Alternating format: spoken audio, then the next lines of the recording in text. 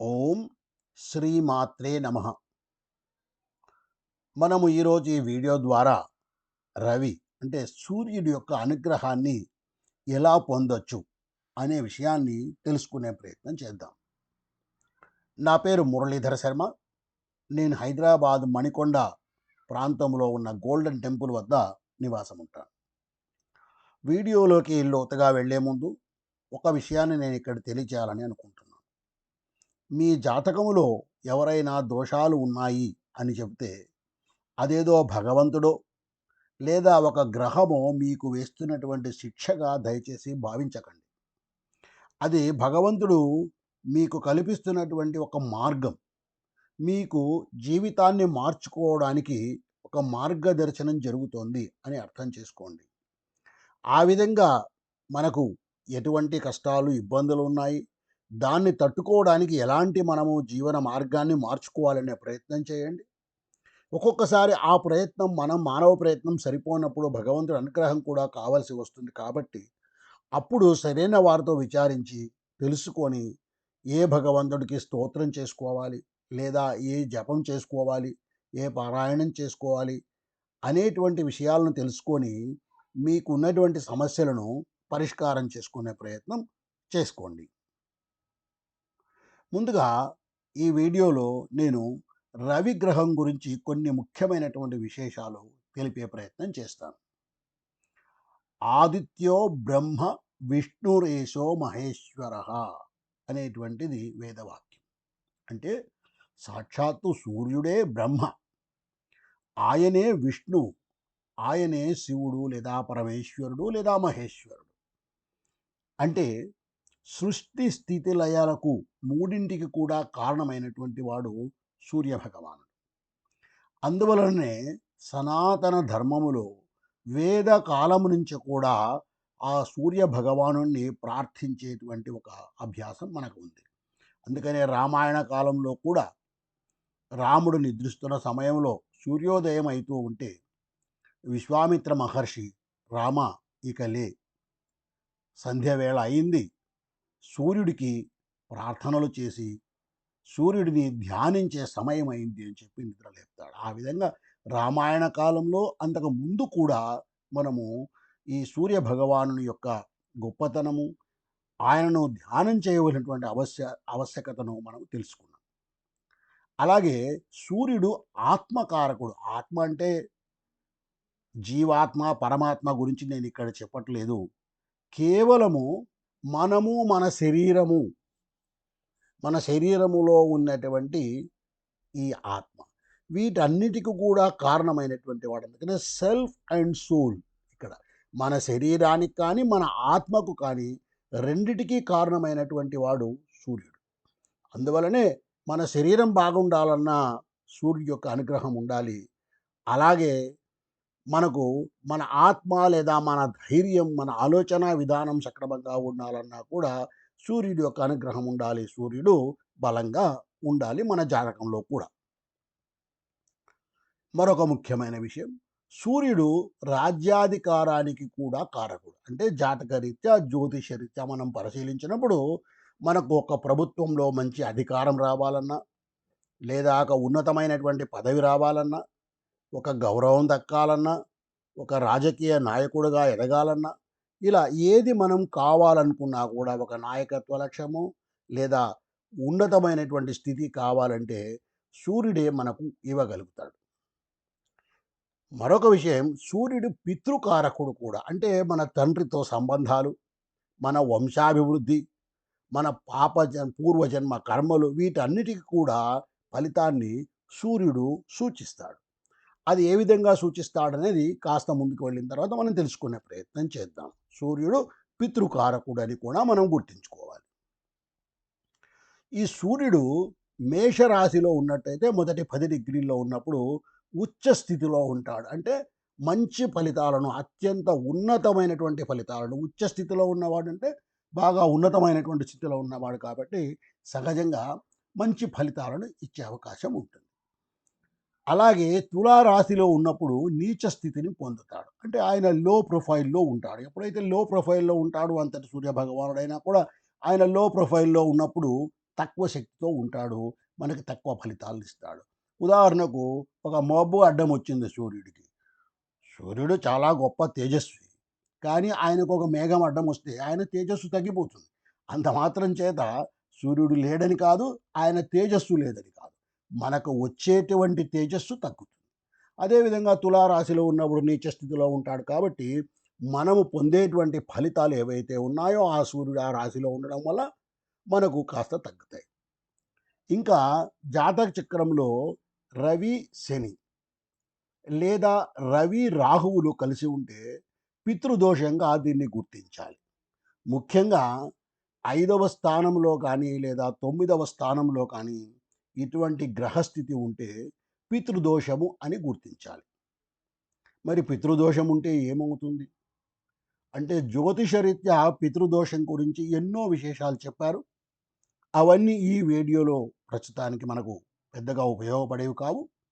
అందువల్ల ఒక సూక్ష్మంగా ఒక విషయం చెప్పాలి అంటే, పితృదోషం ఉన్నటువంటి జాతకులలో వంశాభివృద్ధి తగ్గిపోయే అవకాశం ఉంటుంది.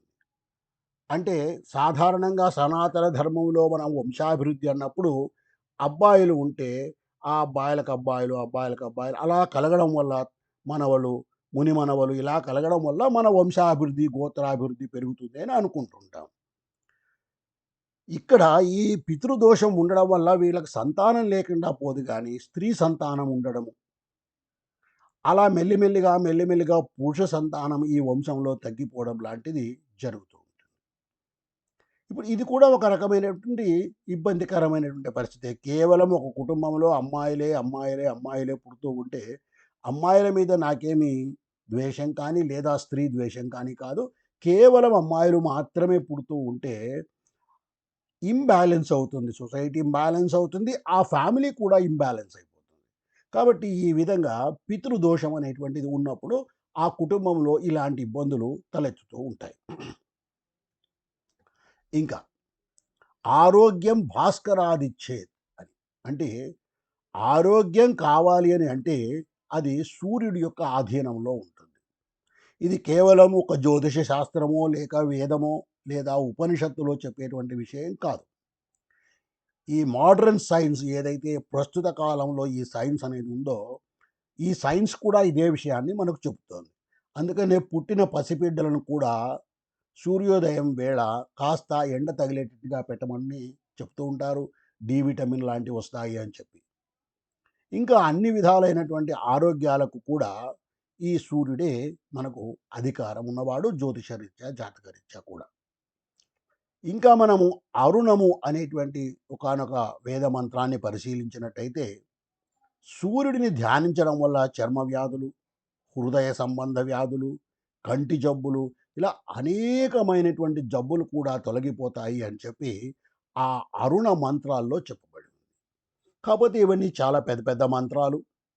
ఏ వేద పండితులో, శాస్త్ర పండితులో, లేదా ఆ విద్యను నేర్చుకున్న వాళ్ళో ఒక గురుముఖతగా వాళ్ళు మాత్రమే ఈ అరుణాలు ఇలాంటివి పారాయణం చేయగలుగుతారు. మరి సామాన్యుడు ఏం చేసుకోవాలి? ఎలా ఇలాంటి సమస్యలు, ఆరోగ్య సమస్యలొస్తే ముందుగా బయటపడడానికి మనం ప్రయత్నం చేయాలి? నిజంగా తీవ్రమైనటువంటి అవసరం ఉంటే ఏ పండితుడినో, ఏ జ్ఞానినో ఆశ్రయించి మనం ఈ అరుణ మంత్రాలు పారాయణం చేయించుకోవచ్చు. దానికన్నా ముందు మన ప్రయత్నం మనం ఏం చేయాలి అన్నప్పుడు, ఆదిత్యస్య నమస్కారాన్ ఏ కుర్వంతి దినే దినే ఆయుః ప్రజ్ఞాం బలం వీర్యం తేజస్తేషాంచ జాయతే అని చెప్తుంది మనకు ధర్మం. అంటే కేవలం సూర్యుడికి నమస్కారం చేయడం వలన, ప్రతిరోజు దినే దినే ప్రతిరోజు సూర్యుడికి నమస్కారం చేయటం వలన ఆయుషు, ప్రజ్ఞ, బలము, వీర్యము, తేజస్సు ఇలా మన శరీరములో అవసరమైనటువంటి అనేక విషయాలు కూడా అభివృద్ధి చెందుతాయి. అందుకనే సనాతన ధర్మంలో సూర్య నమస్కారాలకు అత్యంత ప్రాధాన్యత ఉంది. అయితే ఈ సూర్య నమస్కారాలు చేయడము ఒక సైంటిఫిక్‌గా ఒక యోగ విద్య నేర్పించేవాళ్ళు, వాళ్ళు నేర్పిస్తారు. అలా లేకపోయినా కూడా కేవలం సూర్యుడి వైపు తిరిగి సూర్యోదయం వేళలో సూర్యుడి వైపు తిరిగి ఆ తూర్పు దిశలో సూర్యోదయం జరుగుతూ ఉంటే ఆయన వైపు తిరిగి ఆ దిశకు తిరిగి ఆ సూర్యుడికి నమస్కారం చేస్తూ ఇప్పుడు నేను చెప్పబోయేటువంటి చిన్న చిన్న శ్లోకాలు చెప్పుకోవడం వల్ల కూడా తప్పగా మనకు ఉన్నతమైనటువంటి ఫలితాలు ఉంటాయి. ఇప్పుడు అవేమిటో మనం చూసే ప్రయత్నం చేద్దాం, తెలుసుకునే ప్రయత్నం చేద్దాము, నేర్చుకుందాం. దీన్ని ఆదిత్య ద్వాదశ నామ స్తోత్రము అంటారు. అంటే సూర్యుడికి ఉన్నటువంటి 12 పేర్లు మనం స్వామికి చెబుతూ ఆయనకు భక్తిపూర్వకంగా నమస్కారం చేయటమే ఈ స్తోత్రం యొక్క ఉద్దేశం. ఈ స్తోత్రం ఏమీ కఠినమైనటువంటిది కాదు. కేవలం 6x2 12 వాక్యాలుంటాయి. ఆ 12 వాక్యాల్లో కూడా మొదటి 6 వాక్యాలు సూర్యుడి యొక్క ద్వాదశ నామాలు అంటే ఆయనకున్నటువంటి 12 పేర్లను గురించి మనకు తెలియచేస్తుంది. మిగిలిన 6 వాక్యాలు కూడా ఈ ద్వాదశ నామ స్తోత్రం చెప్పడం వల్ల ఎటువంటి ఫలితం కలుగుతుంది అని ఫలశ్రుతిని తెలియజేస్తాయి. నేనిప్పుడు మీకు ముందుగా ఈ శ్లోకాన్ని ఒక్కొక్క పదం చెప్తాను. ఆ పదాలను అర్థం చేసుకోండి. ఆ తరువాత పూర్తి శ్లోకం కూడా చెప్తాను.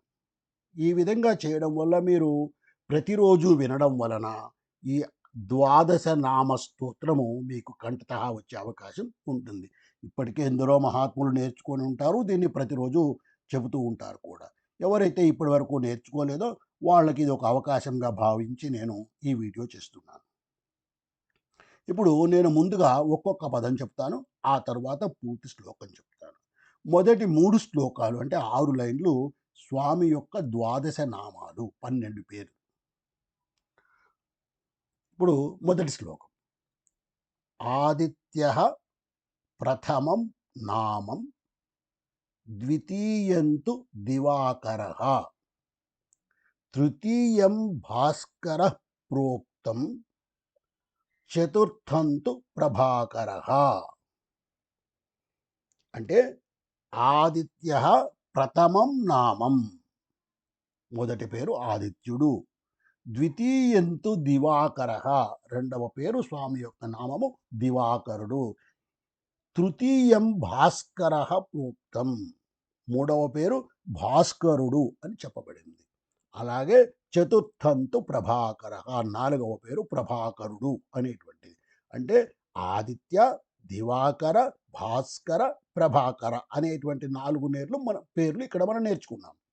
స్వామికి ఒక్కొక్క పేరు చెప్పి నమస్కారం, మనకు అవకాశం ఉంటే ఒక్కొక్క పేరుకు ఒక్కొక్కసారి సాష్టాంగ నమస్కారం చేయవచ్చు.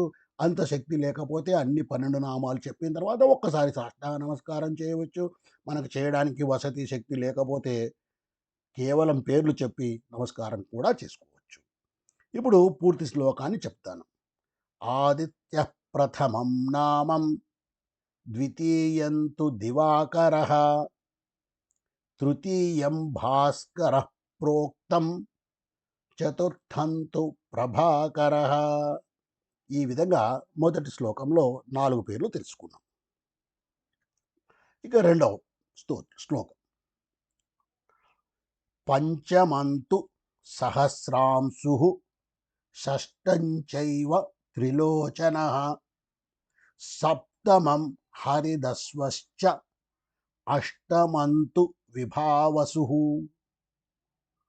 మరొకసారి చెప్తాను.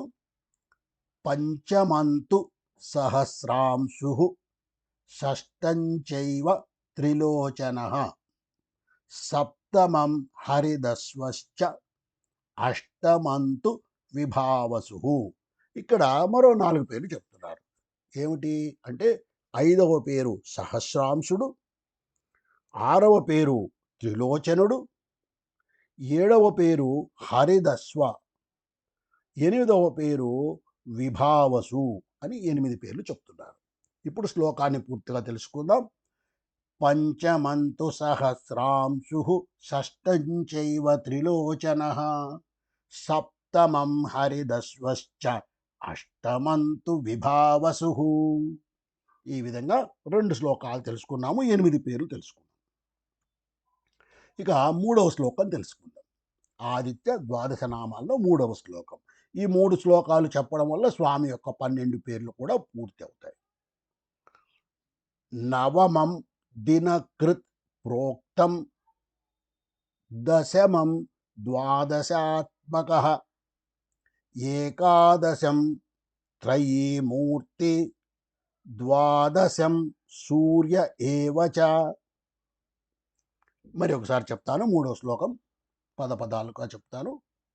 నవమం దినకృత్ ప్రోక్తం దశమం ద్వాదశాత్మకః ఏకాదశం త్రయీమూర్తి ద్వాదశం సూర్య ఏవ చ.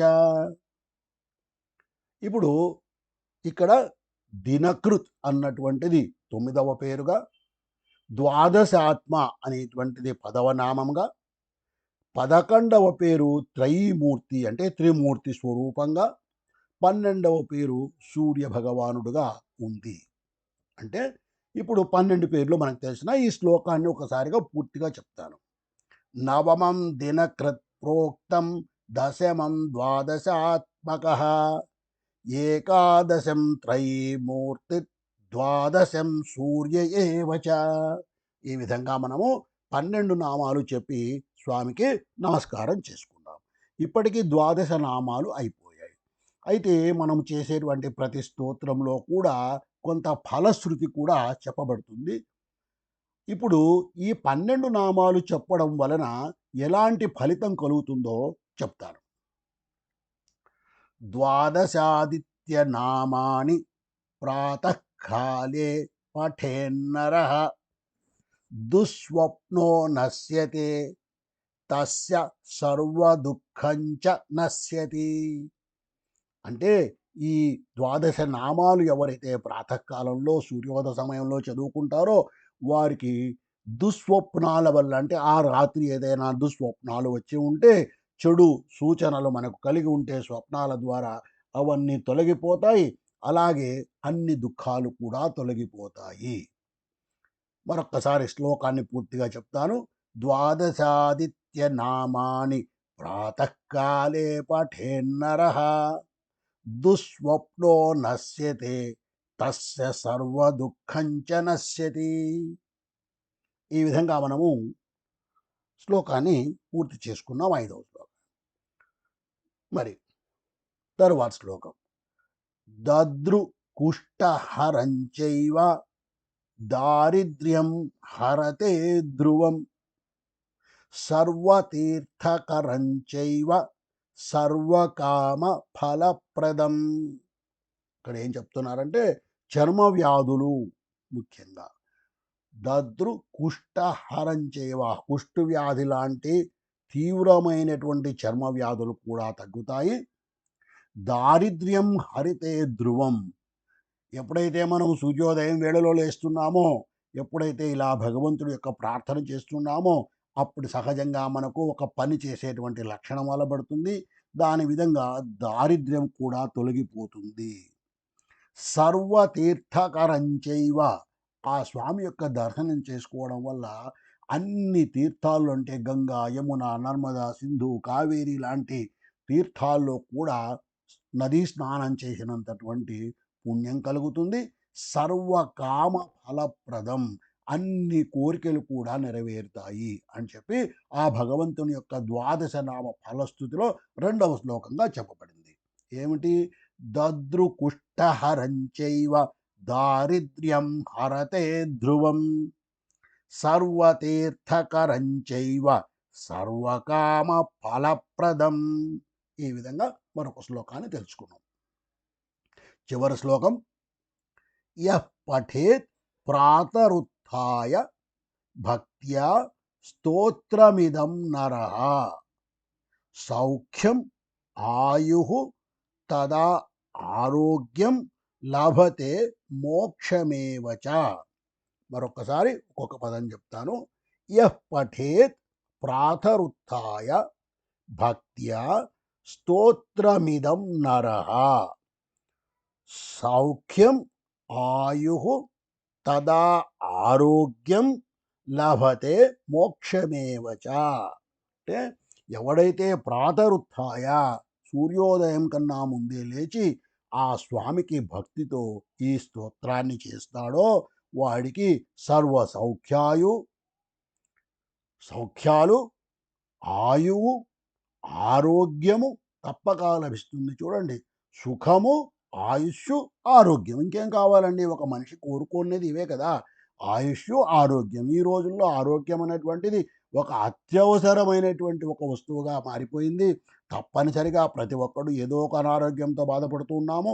కాబట్టి మనకందరికీ కూడా సౌఖ్యం అంటే సుఖము, ఆయుష్షు, ఆరోగ్యము, లభతే మోక్షమేవ చ. ఇదంతా ఎందుకయ్యా? చివరికి ఆ భగవంతుని సాయుధ్యాన్ని కూడా, మోక్షాన్ని కూడా పొందుతారు ఈ ద్వాదశ నామ స్తోత్రాలు చెప్పడం వల్ల అని. అంటే కేవలము సూర్యోదయానికన్నా ముందు లేచి ఒక్క నిమిషం మనము ఆ స్వామికి ఈ 12 నామాలు చెప్పి నమస్కారం చేయడం వల్ల ఇంతటి ఉన్నతమైనటువంటి ఫలితాలను పొందుతాము అని చెప్పి మన సనాతన ధర్మం మనకు ఆ సూర్యగ్రహం యొక్క విశిష్టతను, ఆ స్వామికి ధ్యానం చేయడం వల్ల మనకు కలిగే ఫలితాలను చెప్తోంది. ఈ విధంగా మనం ఈరోజు సూర్యుడి యొక్క ద్వాదశ నామ స్తోత్రాన్ని, ఆయనకున్నటువంటి 12 పేర్లను తెలుసుకున్నాము, నేర్చుకున్నాము. మీకు ఈ వీడియో కనుక నచ్చినట్టయితే దయచేసి లైక్ చేయండి, కామెంట్ చేయండి, షేర్ చేయండి. ఇప్పటికే నా ఛానల్ సబ్స్క్రైబ్ చేసుకోకపోతే దయచేసి సనాతన జ్యోతిష్ అనేటువంటి హ్యాండిల్ ద్వారా కానీ, లేదా ఆయలూరు టీవీ అనేటువంటి యూఆర్ఎల్ ద్వారా కానీ మీరు తప్పకుండా నా ఛానల్ రీచ్ అవ్వచ్చు. దయచేసి సబ్స్క్రైబ్ చేసుకోండి. ఇంకా ఇలాంటి మంచి మంచి వీడియోలు ఇవ్వడానికి నన్ను ప్రోత్సహించండి. ఓం శ్రీమాత్రే నమః.